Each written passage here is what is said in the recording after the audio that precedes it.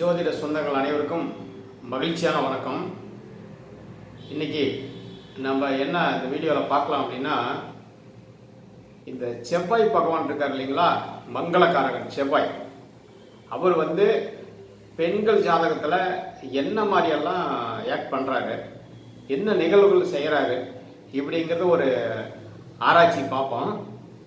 அப்போ அந்த ஆராய்ச்சி போகிறதுக்கு முன்னாடி இந்த அரிய கலையை கற்றுக் கொடுத்த இந்த ஜோதிட மாமேதைகள் ஆசிரியர் அவர்களை வணங்கி, பழனி ஞான தண்டாயுதபாணி முருகப்பெருமானை வணங்கி, இந்த உலகத்துக்கு என்னை அறிமுகப்படுத்திய தாய் தந்தை அவர்களை வணங்கி இந்த வீடியோக்களை போகலாம். ஸ்கிப் பண்ணாமல் பாருங்கள். இப்போ ஒரு பெண்ணோட ஜாதகத்தில் கணவன் காரகன் சொல்கிறது செவ்வாய் பகவானை தான் சொல்லுவாங்க.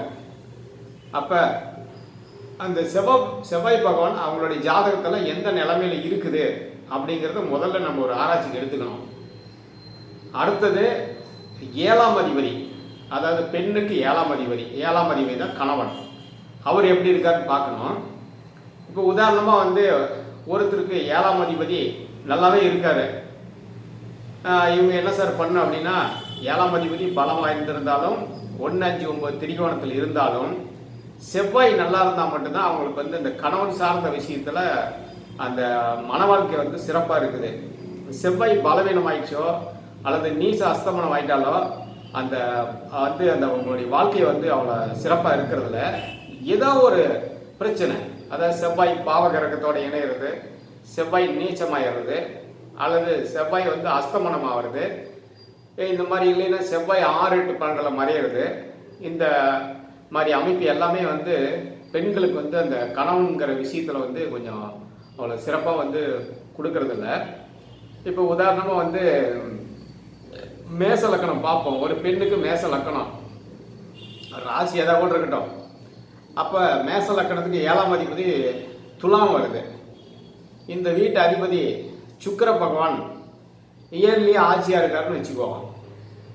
இருந்தாலும் அந்த 8ஆம் அதிபதி செவ்வாய் பகவான் செவ்வாய் தான் அந்த மாங்கல்யக்காரன்னு சொல்லுவாங்க. அதுக்கு அந்த செவ்வாய் பகவான் கடகத்தில் பலவீனமாவோ அல்லது 6, 8லையோ அல்லது சூரியனுக்கு ரொம்ப நெருங்கிய டிகிரியில் இருந்து அஸ்தமனம் ஆயிடுச்சுன்னா, அல்லது திதிசூனின்னு ஒரு விஷயம் இருக்குது, அந்த திதிசூனியத்தில் இருந்தாலும், அடுத்தது அந்த செவ்வாய் ராகுவோட சேர்றது, செவ்வாய் கேதுவோட சேர்றது, செவ்வாய் சனி பகவானோட சேர்றது, இந்த மாதிரி ஒரு பாவகிரகங்களோட இணையும் போது அவங்களுடைய மன வாழ்க்கை அவ்வளோ சிறப்பாக இருக்கிறது இல்லை. ஏன் சார் 7ஆம் அதிபதி நல்லா தான் இருக்காரு, அப்போ இந்த பெண்ணுக்கு 7ஆம் நடக்கிறது கணவன் காரகம் தானே, நீங்கள் இவருக்கு நல்ல சிறப்பான வாழ்க்கை அமையணும்ல அப்படின்னு நம்ம ஒரு ஆராய்ச்சி பண்ணோம்னா நிறைய சிறப்பாக இருக்கிறதில்ல. அதாவது 7ஆம் அதிபதி சுக்கிர பகவான் 7 ஆட்சி பெற்றாலும், அல்லது 2ஆம் வீட்டு அதாவது ரிஷபத்தில் அதில் ஆட்சி பெற்றாலும், அல்லது 1, 5, 9 திரிகோணம் பெற்றாலும் 7ஆம் அதிபதி நல்ல நிலைமை தான் இருக்காரு. இருந்தாலும் இந்த கணவன்காரக கிரகன் ரொம்ப நல்லா இருக்கணும், செவ்வாய் பகவான் நல்லா இருக்கணும். அப்போ தான் அவங்களுக்கு ஒரு சிறப்பான ஒரு வாழ்க்கையை அமைச்சு கொடுக்குது. இப்போ ஒரு உதாரணமாக இதே மேச லக்கணம், இது மேச லக்கணத்துக்காரருக்கு ஒரு ஆராய்ச்சிக்கு எடுத்துக்குவோம். இப்போ செவ்வாய் பகவான் என்ன பண்ணுறாருன்னா, மகரத்தில் உச்சமாக இருக்கிறாரு. ஆனால் உச்சம் கரெக்டு தான், ஆனால் கேதுவோட ரொம்ப நெருங்கிய டிகிரியில் இருக்காரு. இப்போ இதை ஒரு ஆராய்ச்சி பண்ணுவோம். இது எப்படின்னு சொன்னால், இதெல்லாம் நாங்கள் அனுபவத்தில் பார்க்குறது.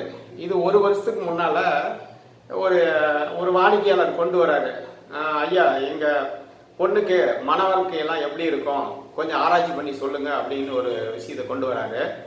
அப்புறம் நானும் அதை கொஞ்சம் ஆராய்ச்சி பண்ணி பார்த்துட்டு, இளமடை நல்லா தாங்க இருக்கு, ஆனால் செவ்வாய் பகவான் கேதுவோட ரொம்ப க்ளோஸ் டிகிரியில் இருக்குது.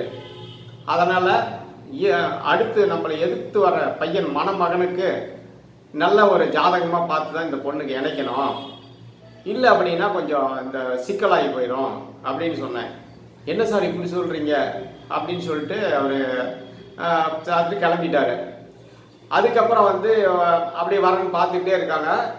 ஒரு பையன் வந்து ஏதோ போலீஸ் வேலையில் இருப்பான் போல தெரியுது. போலீஸ் வேலையில் இருக்கிற ஒரு மணமகனை வந்து நல்லா இருக்குன்னு சொல்லி இணைக்கிறாங்க. ஆனால் பொருத்தம் நம்மகிட்ட பார்க்கல. பொருத்தம் போட இங்கே எங்கள் லோக்கல்லையே அதை பார்த்துக்கிட்டாங்க. பொருத்தம் பார்த்து இணைச்சிட்டாங்க. மறுபடியும் ஓராண்டு கழித்து அவரை சந்திக்கிற சூழ்நிலை வந்து மார்க்கெட்டில் சந்திக்கிற சூழ்நிலை வந்தது. அப்புறம் விஷ் பண்ணிவிட்டு நல்லா இருக்கீங்களான்னு நல்லா விசாரிச்சுட்டு பாப்பா என்ன பண்ணுறாங்க என்ன ஏதுன்ட்டு இந்த மாதிரி விசாரிக்கும் போது, அதை ஏன் சார் கேட்குறீங்க, நீங்கள் வந்து அப்பயும் சொன்னீங்க இந்த பாப்பாவுக்கு திருமணத்தில் கொஞ்சம் கவனமாக இருக்குன்னு சொன்னீங்க. நாங்கள் வந்து இடம் நல்லா இருக்குது பையன் நல்லா இருக்கான்னு சொல்லி லோக்கல்லி ஒரு அஸ்ட்ராலஜர்கிட்ட நாங்கள் பொருத்தம் பார்த்தோம். பொருத்தம் வந்துச்சு, கொடுத்துட்டோம். இப்போ என்ன ஆயிடுச்சுன்னா வந்து அந்த பாப்பா வந்து அந்த தம்பிக்கிட்ட இருக்க மாட்டேங்குது, டைவர்ஸ் அப்ளை பண்ணியிருக்கோம் அப்படின்னு சொன்னார். எனக்குன்னா ரொம்ப வருத்தமாக போச்சு. என்னடா இந்த மாதிரி ஆயிடுச்சு அப்படின்னு. சரி இந்த செவ்வாய்க்கு இது என்ன தான் சார் பண்ணோம் அப்படின்னு கேட்டால், அதாவது ராகு கூட வந்து ஜெராக்ஸ் தான் இருக்கும், எக்ஸ்ரே இந்த மாதிரி. ஆனால் இந்த கேது பகவான் வந்து ரொம்ப துல்லியம் வந்து அதாவது ரொம்ப மைக்ரோ அளவு துல்லியமாக போய் சிடி ஸ்கேன் மாதிரி இருந்துச்சுங்களேன், ரொம்ப ஸ்கேன் பண்ணுற மாதிரி ரொம்ப துல்லியமாக இருக்கும்.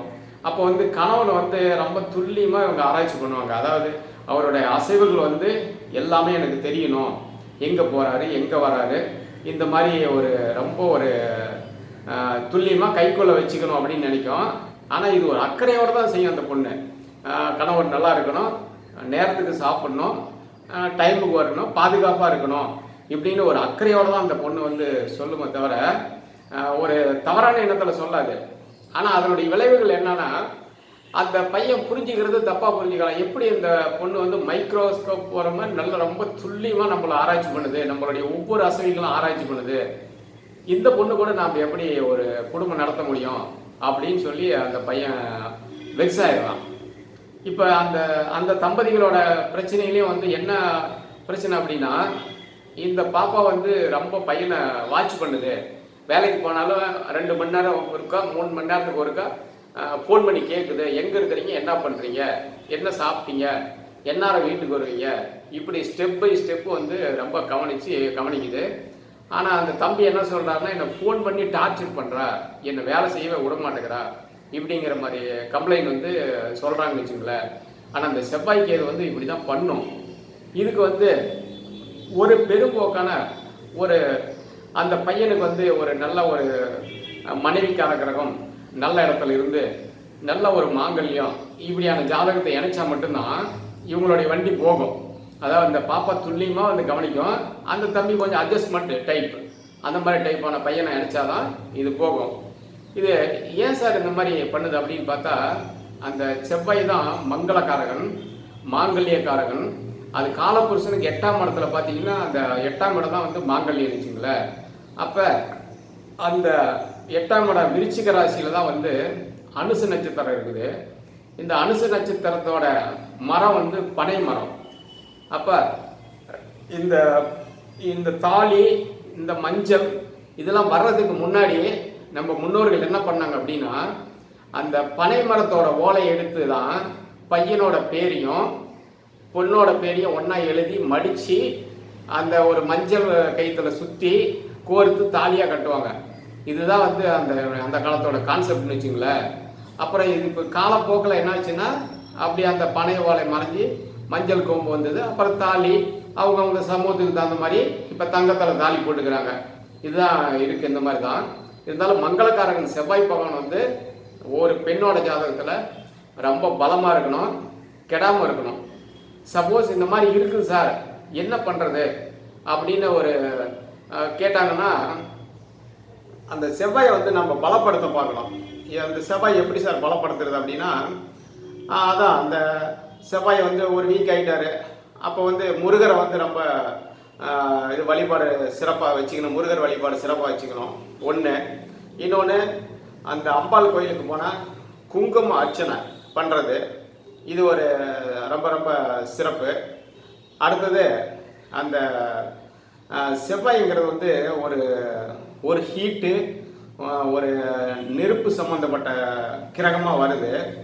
அப்போ ஒரு சமையல்காரரு, இந்த மாதிரி வண்டி இயக்கிற டிரைவரு, இவங்களுக்கெல்லாம் ஒரு ஏழை பெண்ணுக்கு தாலி தானமாக வாங்கி கொடுக்கறது, இல்லை அவங்களுக்கு கல்யாணத்துக்கு உதவி செய்கிறது, இதெல்லாம் செஞ்சாங்கன்னா அவங்களுக்கு கொஞ்சம் ரொம்ப ஒரு சிறப்பான அந்த செவ்வாய் கொஞ்சம் பலமாகும். இன்னொன்று வந்து ரத்த தானம் பண்ணலாம். ரத்த தானம் பண்ணாவே அவங்களுக்கு செவ்வாய் வந்து ரொம்ப ரொம்ப பலமாகும். அப்போ இந்த மாதிரிலாம் பண்ணும்போது அவங்களுக்கு சிறப்பான ஒரு நல்ல கணவர் அமைவார். இது தொன்று தொட்டு அப்படியே அவங்க வாழ்க்கையில் அப்படியே கடைபிடிச்சிட்டே வரணும். வரும்போது செவ்வாய் ஒன்றும் பெரிய அளவுக்கு டிஸ்டர்ப் பண்ணுறதில்ல. இந்த செவ்வாய் பாருங்கள் 6, 8க்கு போனாலும் அல்லது அஸ்தமன நீசானாலும் கேதுவோட இருந்தாலும் அந்த மங்கள நிகழ்ச்சியை வந்து நடத்தவே விடாது. ரொம்ப பிரேக் பண்ணிக்கிட்டே இருக்குன்னு வச்சுங்களேன். அப்போ அந்த பெண்ணோட அப்பா அம்மா என்ன சொல்கிறாங்கன்னா, எங்கே சார் நிறையா எங்களுக்கு ஜாதகம் வருது, பையனும் வர்றான், வந்து பார்க்குறான், நல்ல இடமா தான் இருக்குது, ஆனால் அப்புறம் சாப்பிட்டுக்கலாம், அப்புறம் உறுதி பண்ணலான்னு சொல்லி போகிறாங்க, ஆனால் வந்து அது நடக்க மாட்டேங்குது, பிரேக் ஆகிடுது, இப்படியே தான் சார் தள்ளி தள்ளி போகுது அப்படின்னு சொல்லுவாங்க. இதே தான் அந்த செவ்வாய் வந்து வீக் ஆகிட்டாவே இந்த பிரச்சனை தான்.